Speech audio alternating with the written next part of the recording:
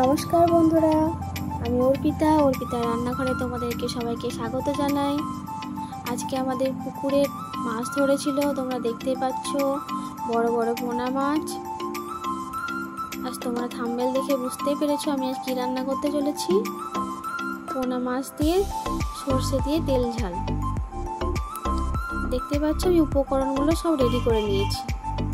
বড় পোনা মাছ, পেঁয়াজ, আদা বাটা, রসুন বাটা, জিরে ধনে বাটা, টমেটো কুচি, কাঁচা লঙ্কা চেরা আর সর্ষে বাটা। দেখতে পাচ্ছ বন্ধুরা, আমি কড়াইয়ে তেল দিয়ে দিয়েছি। সর্ষের তেল গরমও হয়ে গেছে। এবার আমি মাছগুলো দিয়েও দিয়েছিলাম। উল্টে পাল্টে ভেজে মাছগুলো কড়া করে ভেজেও নিয়েছি। মাছ ভাজা তেলের মধ্যে আমি শুকনো লঙ্কা, পাঁচফোড়ন, তেজপাতা ফোড়ন দিলাম। এবার এর মধ্যে কুচনো পেঁয়াজ দিলাম। পেঁয়াজগুলো একটু ভাজা হলে টমেটো দিয়ে দেবো।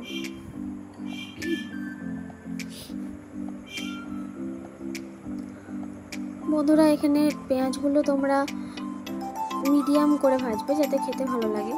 এর মধ্যে একটু হলুদ গুঁড়ো দিয়ে আমি এবার টমেটোগুলো দিয়ে দিলাম।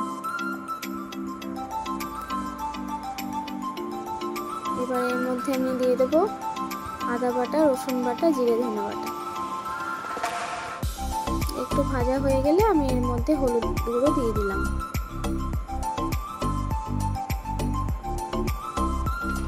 এবার স্বাদ মতো চিনি,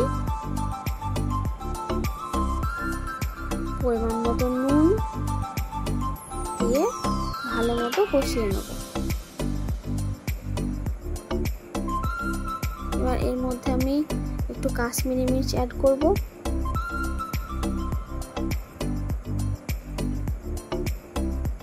এবার ভালো মতো কষিয়ে নেব। মশলা থেকে যখন তেল ছেড়ে আসবে তখন আর একটু জল দিয়ে দেবো। ভালো মতো কষাবো যাতে মশলার গন্ধটা একদমই চলে যায়। বন্ধুরা, তোমরা আমার পাশে থেকো। আমার চ্যানেলটা একটু সাবস্ক্রাইব করে দিও, বেল আইকনটা প্রেস করে দিও যাতে পরবর্তী ভিডিওগুলো তোমাদের নোটিফিকেশনে চলে আসে। দেখতে পাচ্ছ বন্ধুরা, আমার মশলাটা লাল হয়ে ভাজা হয়ে গেছে। তেলও ছেড়ে দিয়েছে মশলা থেকে। এবার আমি মশলার মধ্যে জল দিয়ে দিলাম।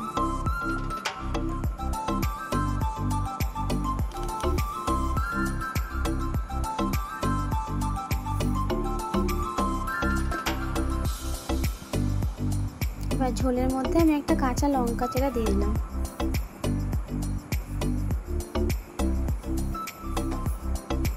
এই ঝোলটা ফুটে এলো। দেখো বন্ধুরা, ঝোলটা ফুটে গেছে। এবার আমি এর মধ্যে মাছ ভাজাগুলো দিয়ে দেবো।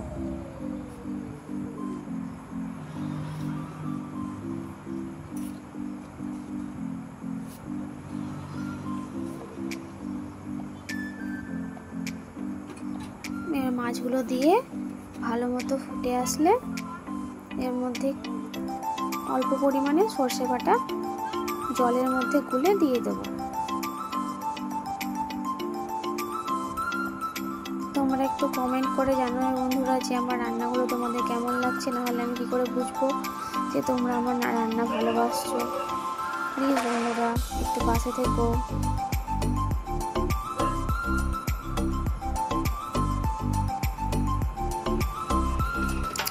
দেখো আমার রান্না পুরোপুরি রেডি, আমার মাছের তেল ঝাল পুরোপুরি রেডি। তোমরা এইভাবে বানিয়ে দেখবে বন্ধুরা।